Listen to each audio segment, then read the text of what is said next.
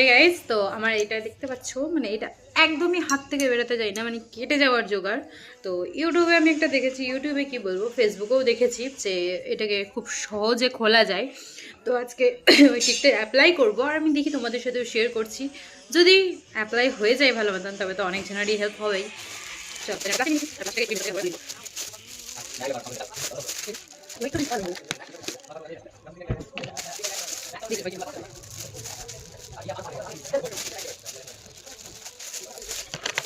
এটা সব থেকে মেন জিনিসটা আমাদের খুবই লাগে।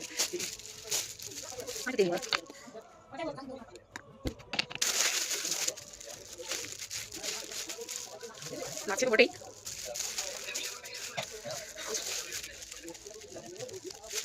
একটু করে দাও। ঠিক আছে, যাই হোক।